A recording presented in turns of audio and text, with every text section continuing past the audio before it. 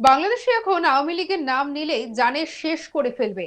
দেশে 1 কোটি সংখ্যালঘু থাকলেও 16 কোটি মৌলবাদীর দাপটে আজ আমরা কোণঠাসা। ফুলবাড়ী সীমান্ত দিয়ে চিকিৎসা শেষে বাংলাদেশে ফেরার পথে চোখ মুখে আতঙ্ক নিয়ে এই কথাগুলোই বলছেন ওপার বাংলার হিন্দু নাগরিকেরা। দীর্ঘ রাজনৈতিক অস্থিরতা, সহিংসতা এবং ক্ষমতার পালাবদলের ইতিহাস বয়ে নিয়ে 12ই ফেব্রুয়ারি পদ্মাপাড়ে সকাল থেকেই শুরু হয়েছে নির্বাচন প্রক্রিয়া। আর এবারের নির্বাচনে নৌকোমানে আওয়ামী লীগ নেই। 2024 সালের অগস্টে মোহাম্মদ ইউনূসের নেতৃত্বে অন্তর্বর্তীকালীন সরকার ক্ষমতা গ্রহণের পর থেকেই বাংলাদেশে ধর্মীয় সংখ্যালঘুদের উপরে অত্যাচারের মাত্রা চরমে পৌঁছেছে বলে অভিযোগ উঠেছে। মুখে গণতন্ত্র এবং সর্বধর্মের সমান অধিকারের কথা বলা হলেও বাস্তবে তার প্রতিফলন মিলছে না। পরিসংখ্যান বলছে কেবল ডিসেম্বর মাসেই বাংলাদেশে অন্তত 51টি সাম্প্রদায়িক হামলার ঘটনা ঘটেছে। আর এর মধ্যে জানে শেষ, মন্দির ভাঙচুর, বাড়িতে অগ্নিসংযোগ এবং লুটপাটের মতো ভয়াবহ ঘটনা তো রয়েছেই। গত কয়েক মাসে মৌলবাদীদের হাতে প্রাণ হারিয়েছেন হিন্দুরা। অনিশ্চিত ভবিষ্যতের মুখে সংখ্যালঘু পরিবারগুলো দীর্ঘ 1 মাস ভারতে চিকিৎসা করিয়ে দেশে ফিরছেন। আর তার কণ্ঠে এবারে ফুটে উঠল চরম অনিশ্চয়তা। তিনি বলেন, দেশে 1 কোটি সংখ্যালঘু থাকলেও 16 কোটি মৌলবাদীর দাপটে আমরা আজ কোণঠাসা। বাংলাদেশে এখন ফেরা মানেই আতঙ্কের মধ্যে থাকা। কখন যে কি হবে কেউ জানে না।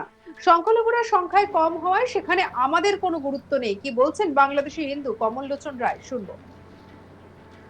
আমি আমার ওয়াইফের চিকিৎসার জন্য আসছি শিলিগুড়িতে। তো এখন কি পরিস্থিতি বাংলাদেশে? বাংলাদেশের পরিস্থিতি আমি সংবাদ মাধ্যমে যেটা দেখতেছি এটা ভয়াবহতায় আছে। আপনারা হিন্দুরা কতটা সুরক্ষিত বলে মনে করছেন? আমরা ওখানে খুব একটা সুরক্ষিত নেই। কেন?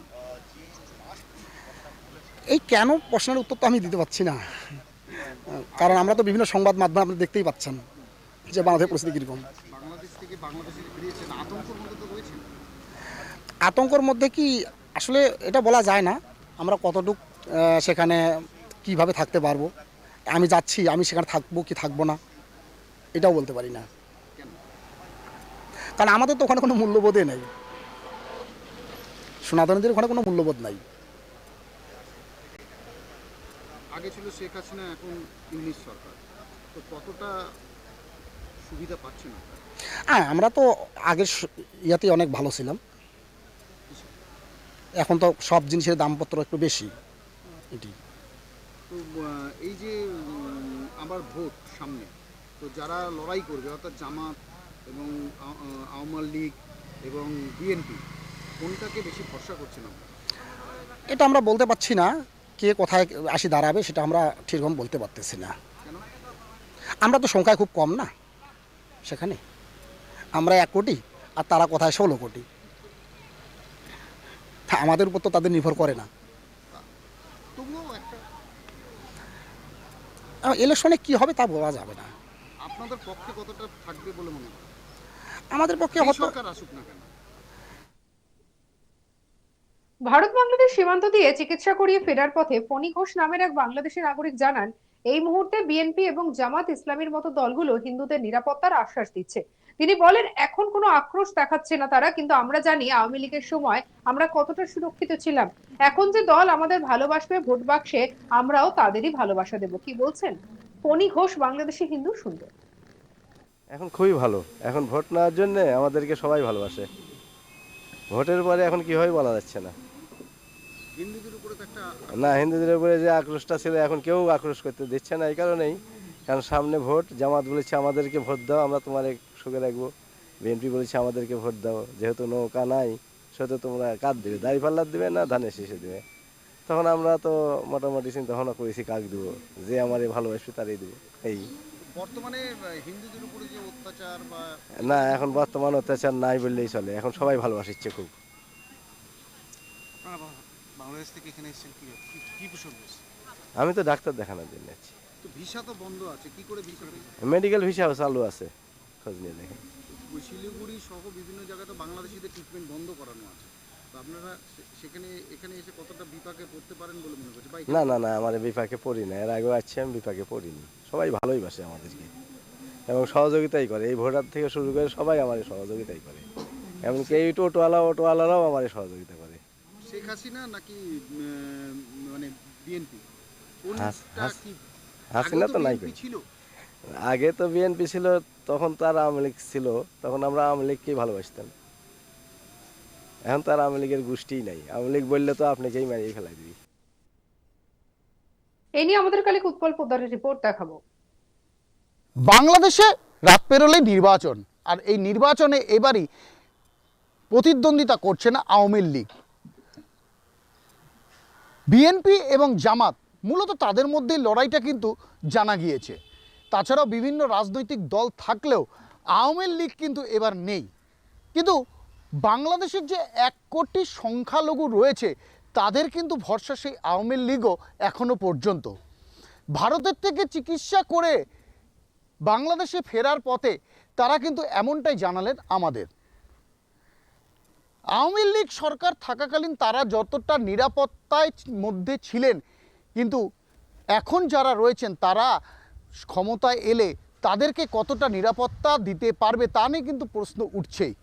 কারণ প্রশাসক সরকার থাকার সত্ত্বেও বিভিন্নভাবে কিন্তু দেখা গিয়েছে হিন্দুদের উপর অত্যাচার। এছাড়াও বিভিন্ন যে সংখ্যালঘুরা রয়েছেন বাংলাদেশে তাদের উপরে যে অত্যাচার, এক সমীক্ষায় দেখা গিয়েছে বা আমরা জানতে পেরেছি যে গত ডিসেম্বর মাসে 51টি মামলা বিভিন্ন থানায় রুজু হয়েছে, যেই মামলাগুলোতে সংখ্যালঘুদের উপর অত্যাচার, তাদের দোকানপাট ভাঙচুর থেকে আরম্ভ করে বিভিন্ন রকমভাবে তাদেরকে যে হয়রানির শিকার হতে হয়েছে তার কিন্তু কোনো সুহারা হয়নি। অর্থাৎ সে তার উপরে দাঁড়িয়ে যারা এবার ভোটে জিতে নতুন সরকার গঠন করবে তারা এই 1 কোটি সংখ্যালঘুদের কতটা নিরাপত্তা দিতে পারবে তা নিয়েই কিন্তু প্রশ্ন উঠেছে বারবার। শুধু বাংলাদেশে যে সংখ্যালঘুরা রয়েছেন ইতিমধ্যেই তারাও কিন্তু এই প্রশ্ন তুলতে শুরু করেছেন। তারা কিন্তু খোলাখুলি বলেছেন যারা আমাদেরকে ভালোবাসবে তাদেরকেই ভোট ব্যাংকে ভালোবাসা দেবেন তারা। 16 কোটির কাছে এই 16 কোটির কাছে 1 কোটি সংখ্যালঘুর গুরুত্ব কতটা থাকবে তা কিন্তু এই নির্বাচনেই বোঝা যাবে।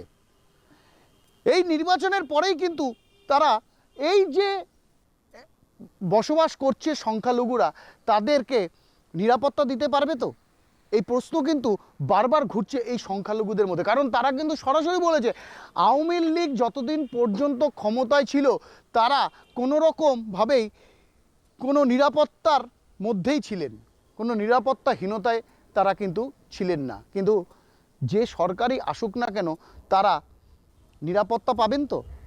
সুতরাং নিরাপত্তা যেই সরকারের থেকে পাবেন অর্থাৎ যে দলের থেকে পাবেন তাকেই তারা ভালোবাসা দেবেন। ভোটের আগে অনেকেই ভালো ভালো কথা তাদেরকে বলছেন, কিন্তু ভোটের পর তারা সেই নিরাপত্তাটা পাবে তো, যেরকমভাবে আওয়ামী লীগ তাদেরকে নিরাপত্তা দিয়ে এসেছিল। প্রশ্ন এখন তাদের কাছেই। সঙ্গে রাখুন আজ তাক বাংলার ইউটিউব চ্যানেলকে, লাইক কমেন্ট শেয়ার সাবস্ক্রাইব করতে ভুলবেন না।